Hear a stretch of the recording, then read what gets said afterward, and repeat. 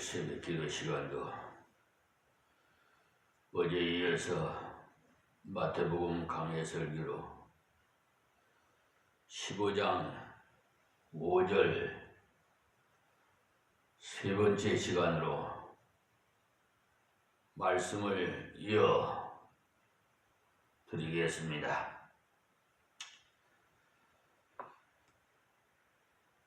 5절 말씀에 너희는 가로되 누구든지 아비에게나 어미에게 말하기를 내가 드려 유익하게 할 것이 하나님께 드림이 되었다고 하기만 하면 이라고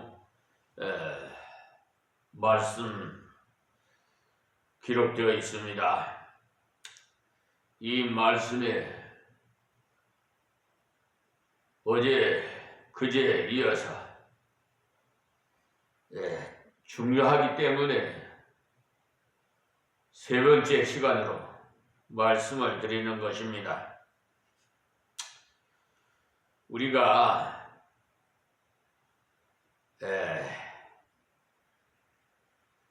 유명한 예전에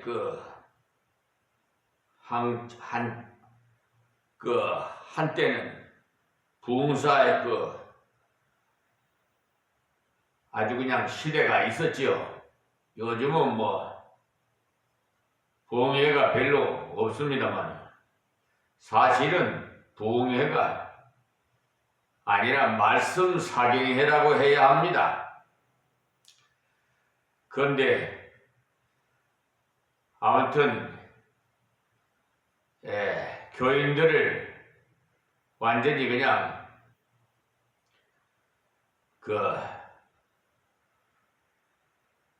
흥분에 도가니 속으로 몰아넣기 위해서 어쨌든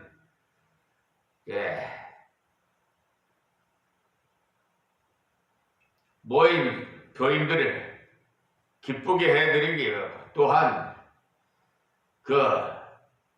복받으라 어떻게 하면 복받는다는 그런 식으로 기복적인 신앙과 또 교회의 부흥을 위해서 아부하는 설교를 많이 했어요. 근데 저는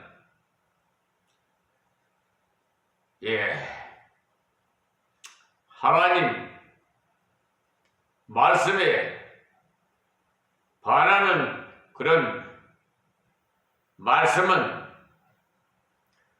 경거하지 못했습니다. 2000년도에 이 강화에 보내주셔서 교회 예배당을 성축할 때인데 기도하러 저 철원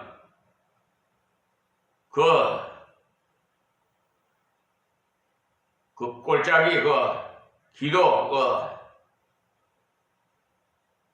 하는 곳에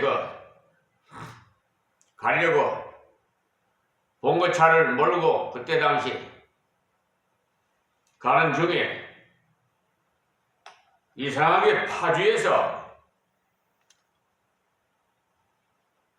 하나님께서 차를 할렐루야 기도원 쪽으로 틀어요. 그래서 여기 가면은 안 되는데 내 생각에 그랬습니다. 근데 내 생각과 하나님의 생각은 달라요.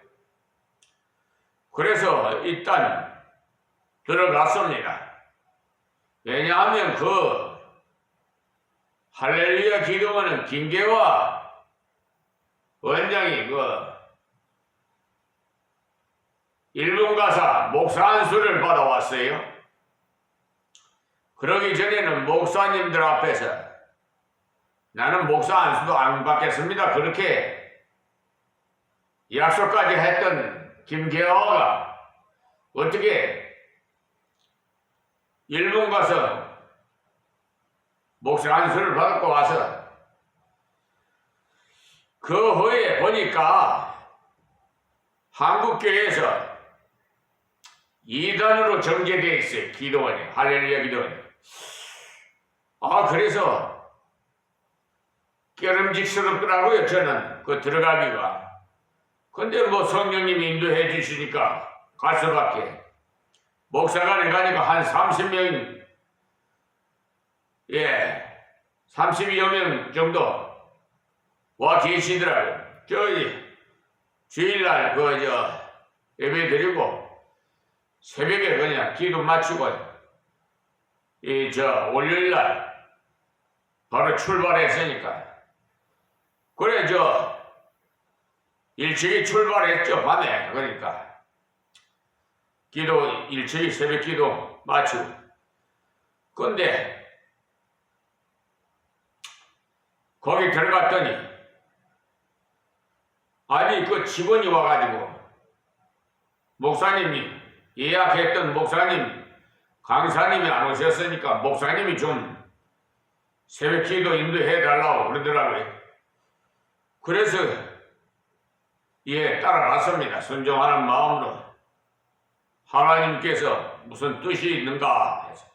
그래서 새벽 인도하고 왔더니 또 10시에도 또 불러요. 또 2시에도 부르고 저녁 또 7시에도 부르고 하여튼 하루에 4번씩 하더니 계속해서 일주일 동안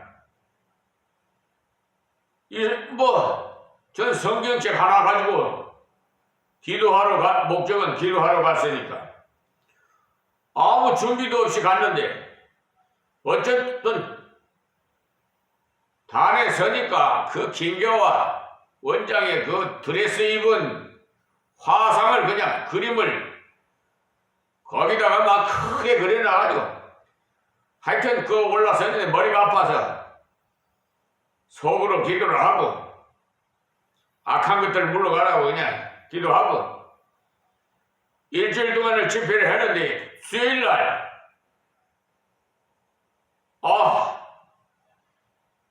기도의 시간에 하나님께서 저의 입을 벌려 설교 중에 이 기도원은 한국교회에서 이단으로 정제된 기도원입니다. 이렇게 말을 하게 하셨어요. 그러니까 제 정신으로 한 것이 아니라 성령님의 역사지요. 대부분 보면은 강사가 교회나 기도원이나 위에서 아부하는 설교를 합니다. 대부분. 그런데 1000여 명이 앉아 있는데 아멘 아멘 하고 그냥 은혜 받다가 그 소리를 하니까 찬물 끼얹은 듯이 조용해졌어요. 지나고 난 얘기지만 그때 불선 세력이 뛰어 올라와가지고 저를 봉변 당해도 어떻게 할 수가 없었죠. 아찔한 거죠. 근데 그런 것이 없어요. 두려움도 없고 저는 제정신으로 한 말이 아니니까 어쨌든 하나님께서 그냥 입을 벌려 말하게 하셨으니까. 그런데 일주일 하고 오는데 테이프를 그 녹음 테이프를 주시더라고. 그래 가지고 내려 하산을 했습니다. 근데 김기호 원장이 다 거기에서는 참석 안 해도 다 듣는데요. 근데 묘하게도 그 후에 계속해서 저를 부르는 거예요. 왜 그러냐 그러니까 기도원의 그 직원들은요 많은 강사님으로부터 말씀을 많이 받았기 때문에 들었기 때문에 기가 커요. 기가.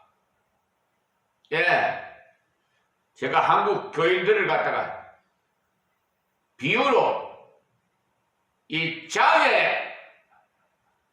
장애인이라고 제가 비유로 합니다. 왜 한국 교인은 왜 귀가 크고 몸은 빼짝 말랐어요. 행함이 없다 이거죠. 귀는 크고 하나님 말씀을 많이 받았으니까 뭐 부흥회도 그전에는 많이 하고 뭐 하여튼 부흥회나 하면 막 쫓아다니고 막 교인들이 왔다 갔다 하고 그랬잖아요. 그러니까 말씀은 많이 들어가지고 귀는 커요. 근데 행함을 옮기질 않아. 그러니까 몸은 빼짝 말라. 그러니까 귀염하죠. 그런데 내가 예배당 이 성추관이라고 내가 바쁘니까 다른 목사님 좀 세우시라고 그랬더니 아니 직접 모시러 왔어요. 저 모시러 왔다고. 참 난감하더라고요. 그래서 성령님이 또 막는데 뭐 내가 어떻게 갑니까? 그래 제가 사정 얘기를 하고 돌려보냈습니다만 이유는 목사님의 설교는 때묻지 않는 설교다 이거예요. 그래서 은혜가 더 된다 이거예요. 그래서 계속 기도원에서 저를 청한다는 거예요. 그 한 토막만 말씀드린 겁니다. 어쨌든 부흥사 시절 때 그냥 뭐 복받아라 뭐 하고 뭐 하면 또 장로 세워가지고 황소 한 마리 하나님 앞에 드리십시오. 그러면 장로 입장에서 아멘 안 할 수도 없고 그러니까 뭐 강제적이지 뭐 아멘 하죠. 그러고 나서 시험 들어가지고 교회를 안 나오는 그런 옮기는 그런 현상들이 있었어요. 자, 그러니까 아멘으로 받아들이는 그런 추세인지라 심지어 부흥사가 욕을 해도 아무런 생각도 없이 그 말을 받아갖고 아멘을 연발하는 광적인 사람들이 기가 막힌 해프닝들을 유명한 부흥사의 집회에 가면 자주 목격을 할 수가 있는데 제가 이단보다 더한 사위 교단의 정광훈이 목사 서울 제일 사랑교회인가 뭐 하여튼 극우 세력의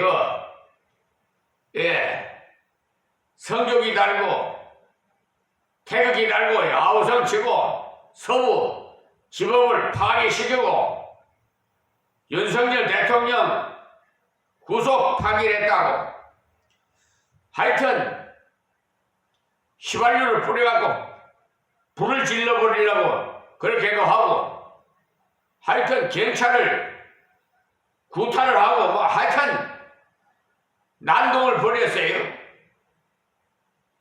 그런데 지금 트럼프 정부가 들어서서는 우리나라를 민감 국가로 지명이 됐대요.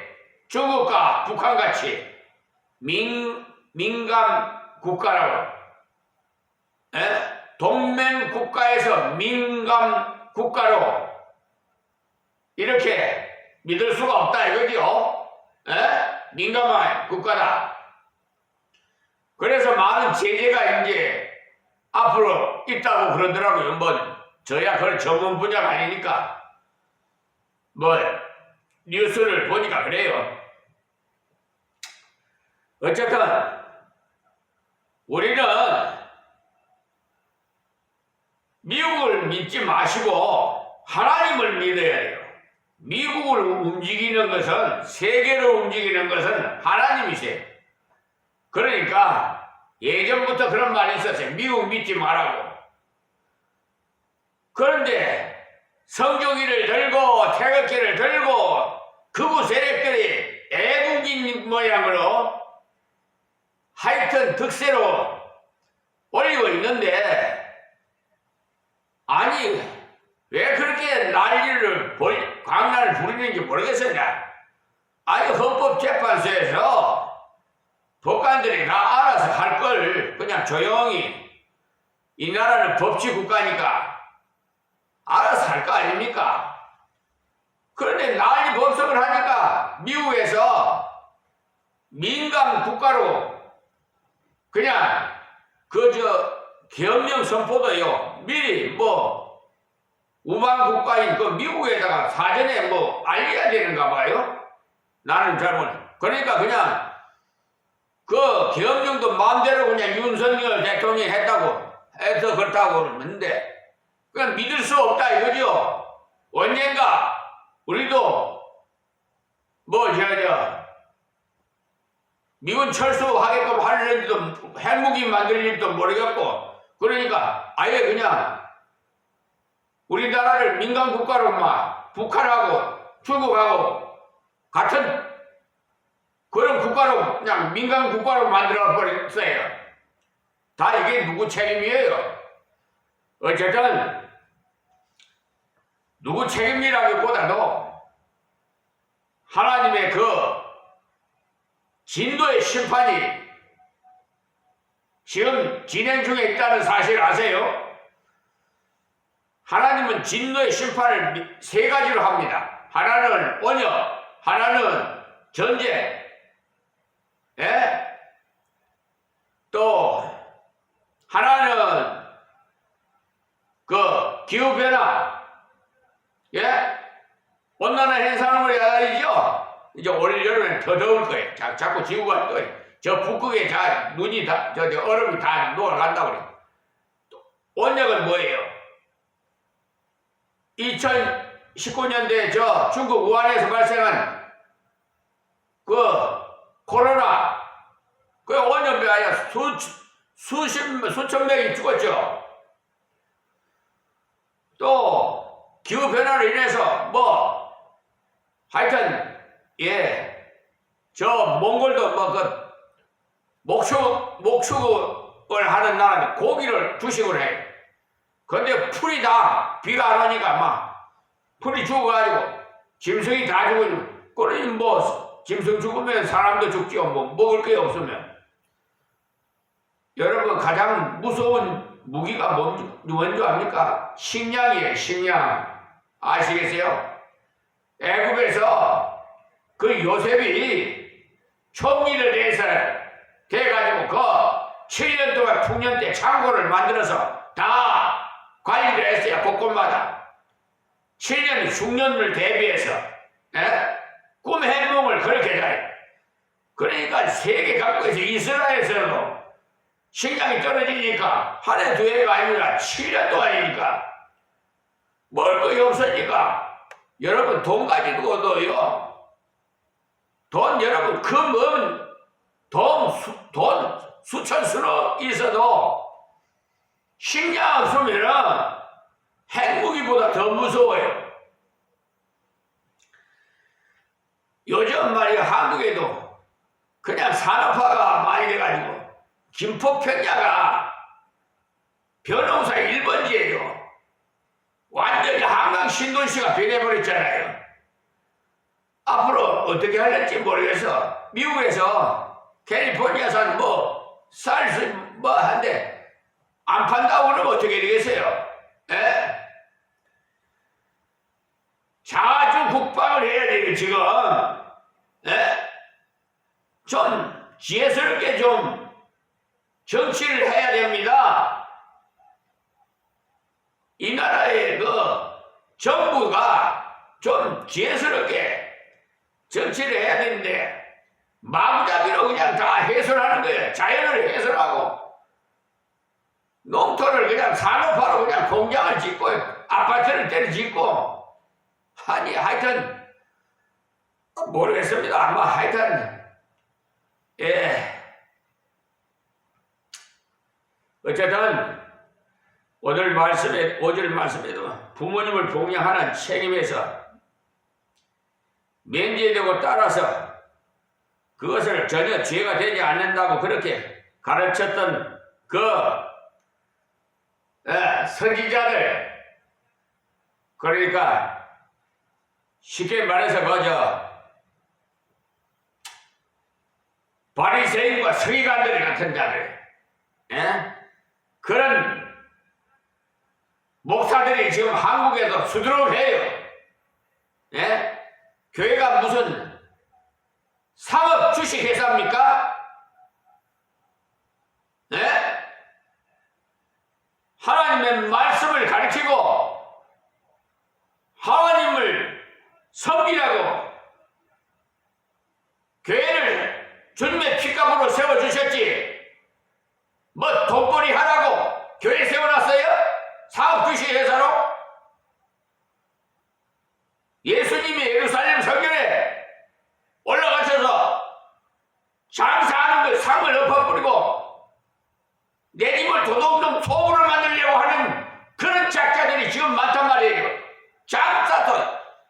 여러분, 교인들이 말이야, 이사 오면은 두루두루 다니가지고 대형교회 교인 수가 많은 데로 찾아가요.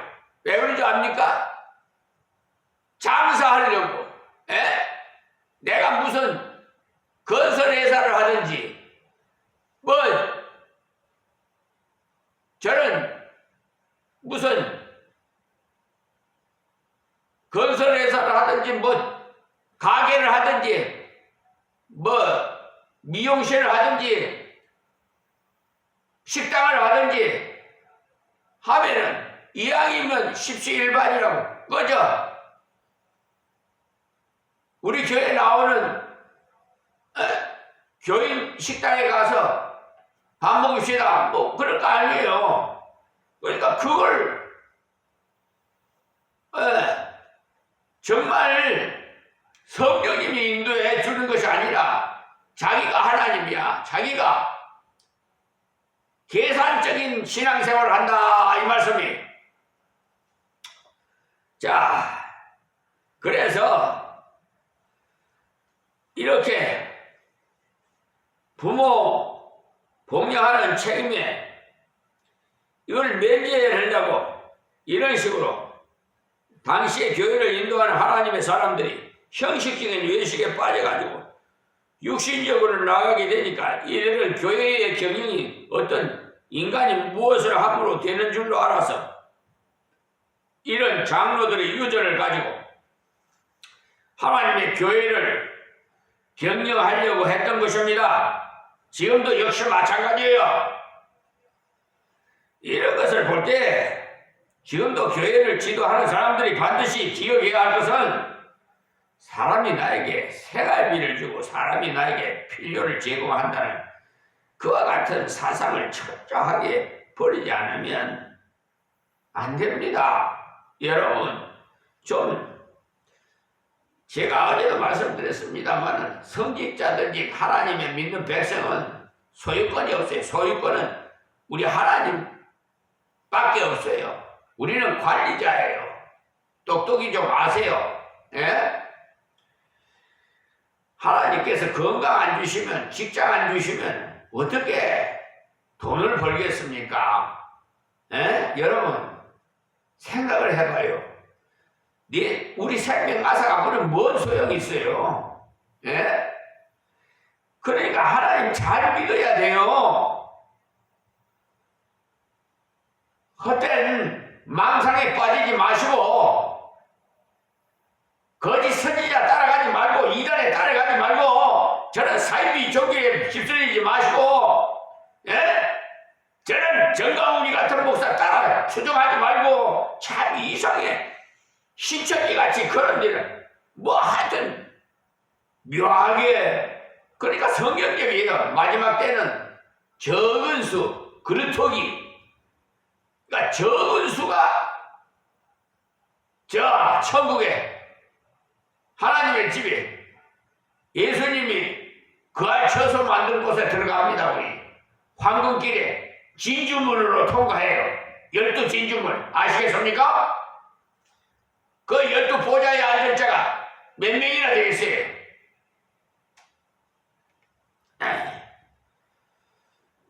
너무 망상에 빠지지 마시고 허구성에 놀아나지 마세요. 정신 똑바로 차리지 않으면 여러분 신앙생활 한 거 다 헛돼요. 귀에서 부른 자만 다 천국에 갈 것이 아니고 불법을 행한 자 나 너 모른다 그러면 어떻게 하실 거예요? 그리고 구원은 받되 불속에서 부흥 받은 것 같으리라고 하면 어떻게 하실 거예요? 예?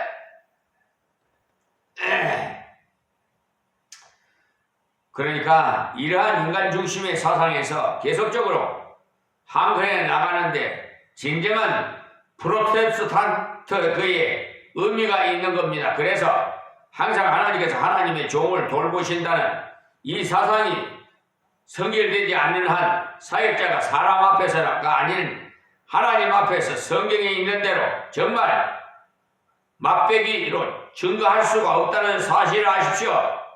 성경의 기본 논리인 하나님 중심과 하나님의 절대적인 주권 사상을 토대로 해서 하나님의 영광을 위한 일념으로 성경을 하나님 말씀으로 믿고 말씀대로 전하면서 그 말씀대로 하나님의 교회를 바르게 건설해 나가야 하고 또한 그렇게 전심전력해 나가야 하는 것입니다.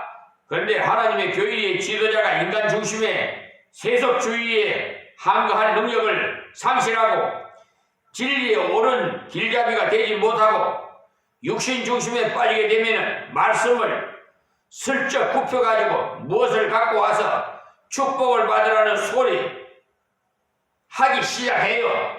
축복 받으라 뭐 하자면서 그럼 듣기 좋죠. 그래서 이런 변질된 지도자로 인해서 교인들은 미신적인 관심에 사로잡혀가지고 교회가 무슨 물질적인 복이나 주는 그런 기복 장소로 오인함으로써 교인 수는 나날이 증가한다고 해도 교회 안팎의 이들의 부도덕한 행실과 사이의 비축을 사는 일이 얼마나 많은지 모릅니다. 지금도 보면은 무엇을 갖고 가서 목사한테 축복을 받아야 한다는 미신적인 기도인들이 아주 많아요. 그런 자들이 신앙 양심의 그 파산에서 기인된 것임을 알아야 됩니다. 우리가 반드시 명심할 것은 하나님 앞에서 축복한다고 하더라도 그것은 절대 축복이 안 되는 것입니다. 하나님께서 다 아심으로써 하나님께서 올바르게 드리는 자는 어떤 인간이 복을 빌지 않더라도 하나님께서 복을 주십니다. 하나님께서 우리와 직접적인 관계를 가지기 때문에 하나님께서 우리 믿는 자들에게 하나님의 은혜의 보좌 앞에 직접적으로 나아올 수 있는 길을 예수 그리스도를 통해서 개설해 놓으셨음으로써 만인 제사장이 다 됐잖아요. 하나님께 올바로 드리는 것은 하나님께서 복을 주시는 겁니다. 여기에 이 당시에 세속화된 서기관들과 바리새인들이 그때 당시로는 아주 보수적인 계열에 속했던 사람들이 보수 지금도 대한민국 보수가 정말 보수 국민의 힘이 당입니까? 보수라고 말할 수가 있어요? 국민의힘 그 당 의원 중에서 정말 보수 같은 사람도 있더라고요. 내가 그 뉴스를 보니까 참 그런 국회의원을 내가 존경해. 그런데 아주 그냥 아주 그냥 상대당을 배려하는 것이 아니라 적으로 만들어요. 적으로. 왜 계엄령이 선포됐냐? 탄핵 29번이 뭡니까? 라고 현수막을 써붙여놨더라고요. 하여튼 왜 탄핵을 했겠어요? 그 이유를 알아야 돼요.